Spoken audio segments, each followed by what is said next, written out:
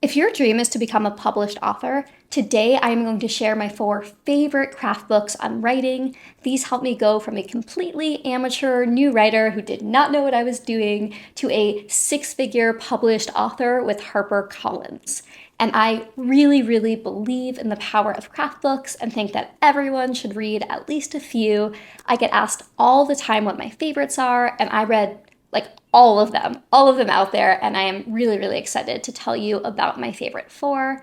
And if we haven't met already, hi, I'm Lauren. I'm a young adult author and mom based in Brooklyn, and it is my goal to end gatekeeping in publishing and make publishing a book accessible to all. So before I get into what my 4 favorite books are, I want to drop a few caveats. So first of all, I think some people are against craft books and think that they make all stories sound the same and very formulaic, and I just don't think that's the case. I think that there's a general structure that almost every top movie and book follows, and it's really important to just learn the bare bones of that structure. You can still make your story completely unique, but you want it to fit within the common realm of stories that are told so that readers can actually get through it, and if you're looking to traditionally publish, so that agents and editors will be interested. When I first started writing, I didn't have some fancy writing background, I wasn't some genius writer,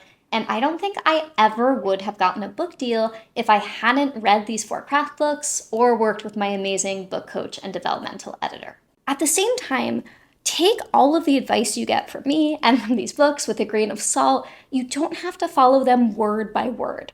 I can be a very literal person, and I really trust the experts. And I know sometimes I felt stuck with these books because I couldn't answer the exact question as they wanted it to be answered, and then I would give up on writing for months. And don't do what I did. Read these books, and don't just read them once passively. Really study them, highlight their pages, go back and continuously reread them as you become a stronger writer, and I truly believe that these books can transform your writing like they did for me. So with all of that said, let's get into my top 4, and after that, I'm also going to share the bonus reading that you absolutely must be doing. Oh, and final note, I love sharing free resources, so make sure to grab a free copy of my writer's toolkit, which will also include links to all of these books. So time for my first book, and that is Story Genius. I always feel like I'm doing a book report in middle school when I hold these up. But if you have watched any of my videos on TikTok or Instagram, you know how much I love this book. And one of the coolest things about getting to give writing advice online is how many people have told me that they read this book because of me and how helpful it's been. So in this book, Lisa Cron goes over the brain science behind storytelling and how to hook the reader. And I did not know any of this going in, and I can't tell you how much this helped me, but also how hard it was to implement. She has a lot of really great exercises through the book where you practice each part, and I would sometimes spend days stuck on an exercise, but then I would have a big breakthrough and it would be amazing. So she talks about, first of all, that books aren't just about cool events that happen, like a big tornado or someone winning the lottery, but they are about how your character reacts to the events that are happening to them. And that is huge. The books are about the internal struggle and journey that your character goes through. So this really helped me because when I was starting to write, I had this cool idea for a story, as we do. And I wanted to write a book about a girl who becomes a YouTube star, never thinking that I would, years later, be making YouTube videos about how to write a book. Very meta. Anyway, I just thought it was so cool. What is it like being like Emma Chamberlain, or a famous YouTube star who gets all this fame at a young age? And I was like, cool, that would make a great book, right? Wrong. There wasn't enough there. That was about a cool thing that happens, but it wasn't about the internal journey of the character. And so to go further into it, and definitely read the book so that you have more context and this makes more sense, but Lisa talks about how your character needs to have a defining misbelief that is caused by some event or cluster of events that happened to them sometime in their childhood or before the book began. So I had to think a lot more about my character and get to know her better as I was writing my book. and create that defining misbelief, which was that she didn't think that she was attractive enough to be loved, and she didn't think she was deserving of love as she was. And so doing all of that work really, really helped me to develop my main character. The next part of this book that I absolutely love is the way that Lisa describes how your book must have a third rail. And so the third rail in a subway is, I'm not great at subways, but it's the rail that like powers everything. And it's, if you touched it, you would get electrocuted. And so you want that kind of third rail powering your story. It's the internal heart of your story. And every single event and character and thing that happens must in some way strike that rail and relate to that internal struggle that your character is going through. So there's a lot more that I love about this book, but if you read any of these books, read them all, but definitely grab a copy of this one. So next up, we have Writing Down the Bones. And I remember seeing that this was a top book on writing, and I started reading it, and I was like, wait, this isn't teaching me about like plot structure or characters. Do I need to read this? And then I can't tell you how important this book has been for my writing journey. Like, it is such a book of my heart, because I thought that writing was, as I said, like about learning about characters, plot, etc. Now that I've been in this for 6 years, I have realized just how much writing is about the emotional aspect and sticking with it and believing in yourself and finding community and realizing you're not alone in the struggles you go through. And the more I got into this book, the more I was like, wow, it's like she's reading my mind and all of my deepest thoughts and insecurities. And that just helped me to break through them and continue writing. And that is the top thing that makes writers fail at publishing a book, is that they give up. So I really, really encourage you to read this book.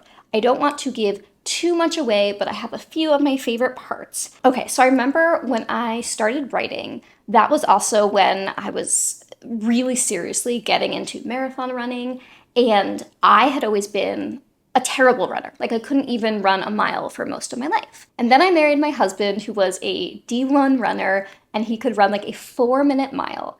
And he really got me to see that running was something that you improve at over time. You're not necessarily just born a terrible runner or a really fast runner. It's about putting in the work, even when you don't want to. And of course, that is also what Natalie says in this book. And my mile time improved so much when I just put in the miles. And the same thing happened with writing. And I know it might seem obvious, but I just thought, this is the level writer I'm at, and I'm going to stay here, so I might as well give up. But that is not the case. Natalie also has this amazing quote, "I am free to write the worst junk in the world." I might be messing that up a bit, but it was something like that. And just giving that permission to write badly was hugely helpful for me.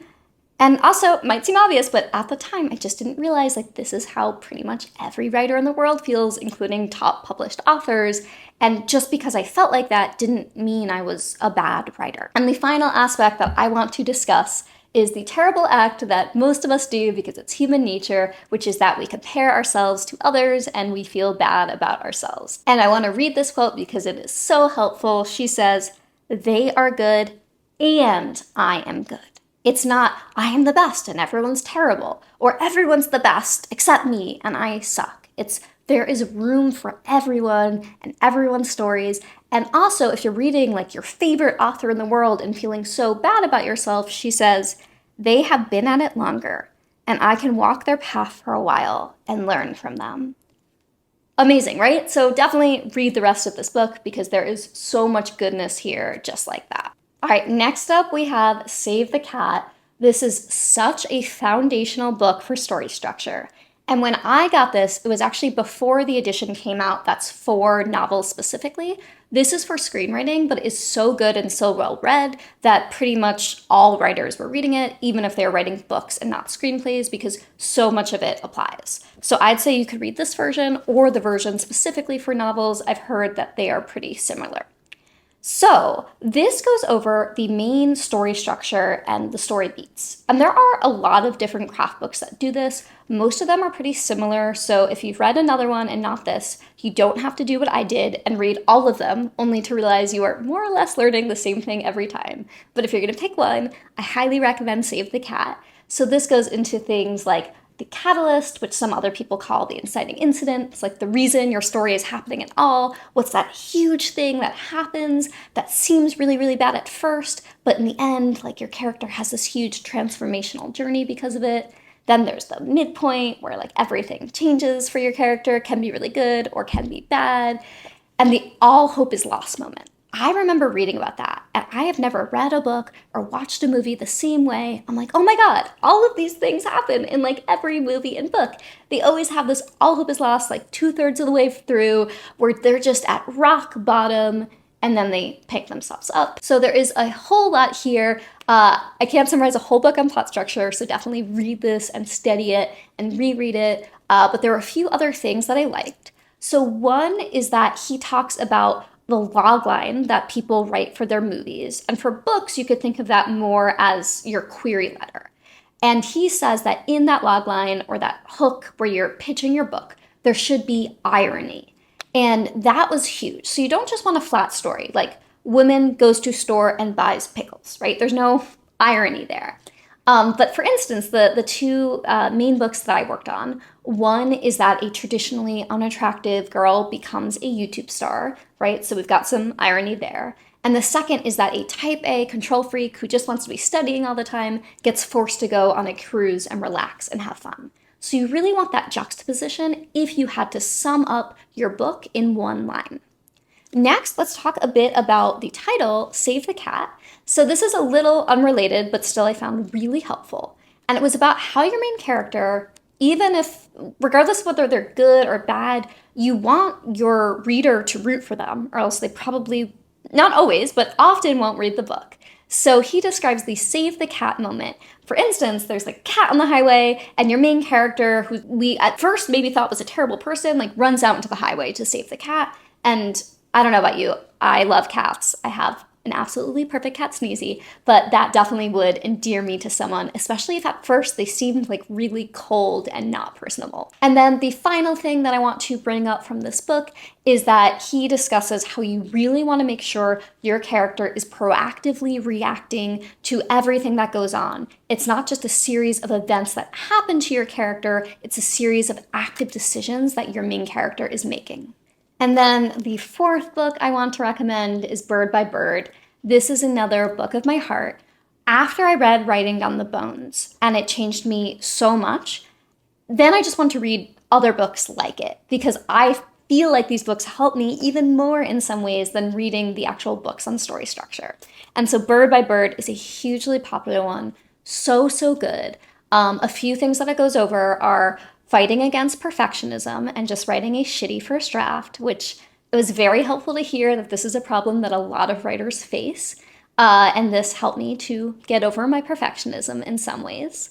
And then the title, Bird by Bird, is about how overwhelmed we feel as writers when we have an entire book to write, and how that sense of overwhelm can really block us. So in this, Lamott shares the story about how her brother at the last minute had to write this whole report on birds, and he felt like he couldn't do it. And his dad just said, go bird by bird, do one teeny aspect at a time. And it's the same thing with writing a book. Anne talks about how it's like driving and you can only see a little bit ahead of you, like it's super dark, but your headlights are on, and you can finish a book even if you can just see a little bit ahead of you at a time, as long as you believe in yourself and keep going. And then the final aspect that I want to bring up from this book, although I could talk about this forever, but just go and read it, is how she discusses that you are not going to feel like whole or happy or loved just because you've published a book, regardless of whether you publish it and no one reads it or you publish it and it's some huge bestseller. And she quotes the movie Cool Runnings and says, if you're not enough before the gold medal, you won't be enough with it. And she also talks about how like when your book comes out, it's often not what you pictured. Like it's a lot quieter than you expect. which I definitely experienced as a debut author. And I was really happy that I'd read this years ago and knew to expect that. So this book and Bird by Bird, they're just like getting a hug or taking a warm bath. They're so necessary for your writing soul. So I highly, highly recommend reading this. And then the final piece of reading that I definitely encourage all writers to do is to read recent books within your genre. So definitely some of you are doing that already, yay. But I know I wasn't. I was going into writing young adult contemporary novels because I'd grown up reading them, I had read some in college. But when I looked back, I realized that the most recent book I'd read was already like 5 or 6 years old. So I went and I read something like 50 books in a summer to really, really familiarize myself with the current market, which is huge if you want to sell a book, and the genre. And I studied each piece of what I read, how they constructed their characters and their first pages and the theme and message of the stories. And I read a ton of reviews online to see what readers actually liked or didn't like about these books. And that was incredibly helpful for me as I was trying to write a sellable young adult contemporary book. So once again, you can get a list of these books in my free writer toolkit. Grab that link in the description below. I really hope that this helped, and I would love to hear more about your favorite writing craft books in the comments.